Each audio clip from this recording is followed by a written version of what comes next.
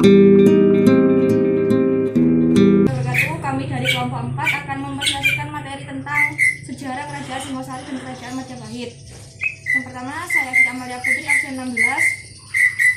Cerita Enia Nur Atika, absen 15. Habib Hidayatullah, absen 14. Sejarah Kerajaan Singosari menyatu dari salah satu buku sejarah yang ditulisan Bani Ismaili pada 2019 yang berjudul Kerajaan Hindu-Buddha di Jawa. Kerajaan Singosari berdiri pada 1222 Masehi.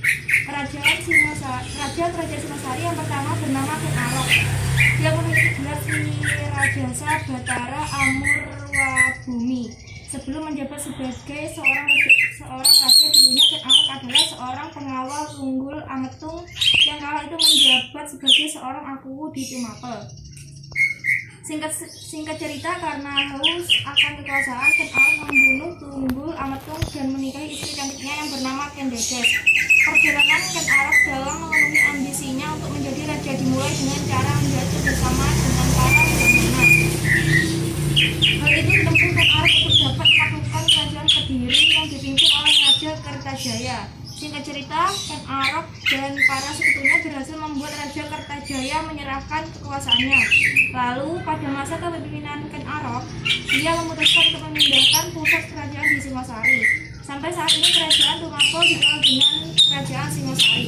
Semasa kepemimpinan Ken Arok sebagai Raja Singosari, beliau selalu mengeluarkan dan menjaga kehidupan sosial rakyatnya. Namun, setiap raja yang berkuasa kerap kali merubah aturan dan kebijakan yang ada pada kerajaan tersebut. Pasca meninggalnya Ken Arok, Kerajaan Singosari sempat terguncang dan tidak stabil. Konflik internal pun tak dapat dihindari. Sampailah pada sebuah keputusan bahwa Anguspati terpilih menjadi penerus Kerajaan Singosari pada masa itu.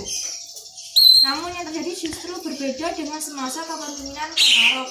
Semasa Anguspati menjabat, rakyat benar-benar tidak mendapatkan perhatian yang cukup. Lalu pada akhirnya kejayaan Kerajaan Singosari berhasil dikembalikan semasa Raja Kertanegara memimpin. Berikut ini adalah silsilah Raja Kerajaan Singosari. Yang pertama Ken Arok, yang kedua Anuspati, yang ketiga Kaujaya, yang keempat Wisnuwardana, yang kelima Kertanegara. Puncak kejayaan Kerajaan Singosari. Kerajaan Singosari benar-benar berubah menjadi kerajaan besar dan kuat semasa kepemimpinan Raja Kertanegara. Hal tersebut dibuktikan dengan berhasilnya Kerajaan Singosari tersebut dalam beberapa hal, yakni 1. Ekspansi wilayah kekuasaan dan menjalin hubungan dengan luar negeri. 2. Perkembangan pada sektor perdagangan dan pelayaran. Yang ketiga, struktur pemerintahan Singosari yang kokoh. 4. Pengiriman ekspedisi ke Sumatera yang terkenal dengan ekspedisi Pamalayu tahun 1275 Masehi. 5. Perkembangan agama Hindu dan Buddha tentang kekuasaan pada jalur dagang seakan pulau. Keruntuhan Kerajaan Singosari terjadi karena beberapa faktor. Salah satunya adalah hilangnya sosok Raja Kertanegara karena faktor usia dan minimnya pertahanan saat melakukan ekspansi keluar daerah. Peninggalan Kerajaan Singosari yaitu 1. Candi Kidal, Candi Singosari, Candi Jago, Candi Kartanglumbang, Candi Kangenan, Prasasti Singosari, Prasasti Malurung. Sejarah Kerajaan Majapahit. Kerajaan Majapahit merupakan kerajaan Hindu-Buddha terakhir di Nusantara antara abad ke-13 dan ke-16. Dalam sejarah, Majapahit dianggap sebagai salah satu kerajaan terbesar dan wilayahnya mencakup hampir seluruh Nusantara. Kerajaan Majapahit didirikan pada tahun 1293 oleh Raden Wijaya, menantu Kartanegara, raja terakhir Kerajaan Singosari. Sejarah singkat Kerajaan Majapahit. Konon, awal mula Kerajaan Majapahit berdiri setelah runtuhnya Kerajaan Singosari akibat pemberontakan Jayakatwang pada tahun 1292 Masehi. Untuk Kartanegara, Raja Singosari dikalahkan Jayakatwang yang berada di bawah tekanan, yaitu Raden Wijaya, kemudian melarikan diri. Selama pelariannya, ia menerima bantuan dari Arya Wiraja. Raden Wijaya kemudian membuat desa kecil di hutan Trowulan dan diberi nama Desa Majapahit. Nama ini diambil dari nama buah maja yang tumbuh di hutan namun memiliki rasa pahit terkait dengan historia. desa itu berkembang dan Wijaya diam-diam dikuatkan dengan merebut hati penduduk dari Tumapel dan Daha.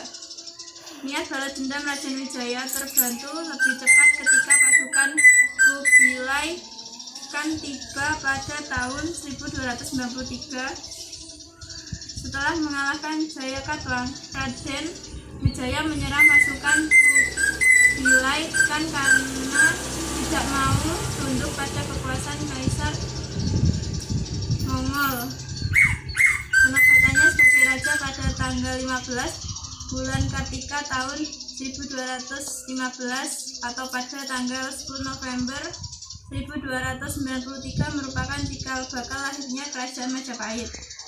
Sebagai raja, Raden Wijaya bergelar Kertarajasa Jayawardhana. Nama Raden Wijaya telah disematkan untuk menghormati pamannya, pendiri Kerajaan Singosari, serta untuk menghormati leluhur di Singosari. Masa kejayaan Kerajaan Majapahit. Meskipun sering memberontak, pada tahap awal Kerajaan Majapahit tumbuh menjadi kerajaan terbesar di Nusantara.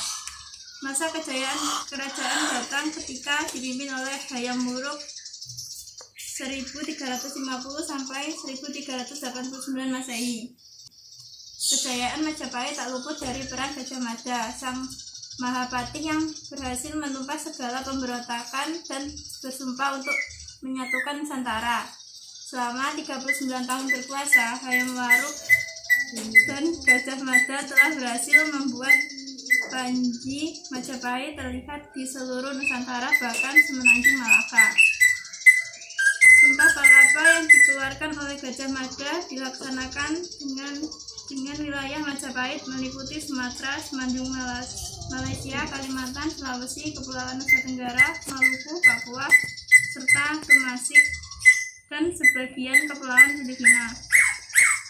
Selain itu, kerajaan juga menjalin hubungan dengan Champa, Kamboja, Siam, Burma Selatan, Vietnam, dan Cina.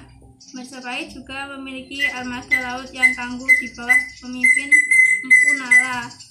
Berkat kekuatan dan strategi militernya, Majapahit mampu menciptakan stabilitas di wilayahnya. Dari segi ekonomi, Majapahit telah menjadi pusat perdagangan di Asia Tenggara dengan ekspor lada, garam, dan lengkeng.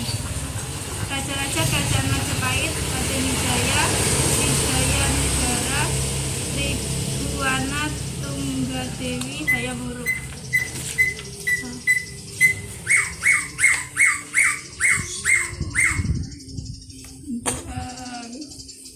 Wirkaramadana 1389 sampai 100.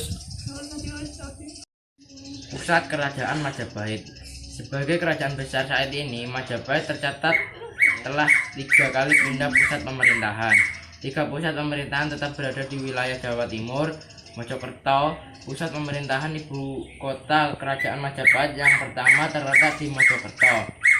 Saat itu, ibu kota pemerintahan oleh raja pertama yakni Kartarajasa Jayawardhana atau Raden Wijaya. Lokasi pusat pemerintahan tersebut konon berada di Sungai Berantas. Truwulan pusat pemerintahan kemudian pindah mengikuti masa kepemimpinan Sri Jayanegara, raja kedua kerajaan Majapahit. Jayanegara memindahkan pusat pemerintahan di Trowulan. Pada masa kini, kota tersebut berjarak 12 km dari Mojokerto. Pusat pemerintahan di Trowulan berjalan cukup lama. Daha atau disebut Kediri saat ini merupakan kota ketiga dari pusat pemerintahan kerajaan Majapahit. Kepindahan pusat pemerintahan Majapahit ke Daha berkait erat dengan masalah internal di kerajaan dan ancaman dari kerajaan Islam. Kerajaan Demak yang merupakan kerajaan Islam pertama di Pulau Jawa. Keruntuhan Kerajaan Majapahit. Kerajaan Majapahit mulai mengalami kemunduran setelah wafatnya Gajah Mada dan Hayam Wuruk. Sejak saat itu, para penerusnya tidak ada yang cakap dalam mengelola luasannya kekuasaan Majapahit. Selain itu, terdapat beberapa faktor yang mendorong runtuh kerajaan Majapahit. Di antara lainnya, banyak wilayah tak ditaklukan yang melepaskan diri, terdapat konflik perebutan tahta, meletusnya perang Peragra, semakin berkembangnya pengaruh Islam di Jawa, kekuasaan kerajaan Majapahit benar-benar berakhir pada 1527 setelah ditaklukkan oleh pasukan Sultan Ranggana dari Kesultanan Demak. Sejak saat itu, wilayah yang tersisa diambil oleh Kesultanan Demak. Peninggalan Kerajaan Majapahit. Meski telah runtuh beberapa abad lalu, hingga kini masyarakat modern tetap dapat menyaksikan sisa-sisa peninggalan Kerajaan Majapahit. Saksi bisu kejayaan Majapahit muncul dalam berbagai rupa seperti situs, candi, kitab, dan arsitektur. Situs Trowulan sebagai salah satu pusat pemerintahan Kerajaan Majapahit banyak meninggalkan warisan seperti prasasti Wurare, Kudada, Sukamerta, Balawi, Prapancasabura, Parung, Tanggu, Bilulu, Karang, Bugem, Ketiden, Candi, Candi Tikus, Candi Bajang Ratu, Candi Beringin, Lawung, Candi Brahu, Candi Pari, Candi Penatara, dan lain-lain. Prasasti Kudadu, Prasasti Sukmerta, Prasasti Waringi Pitu, Prasasti Wurare, Prasasti Balawi, dan lain sebagainya. Sekian kelompok kami. Terima kasih. Assalamualaikum warahmatullahi wabarakatuh.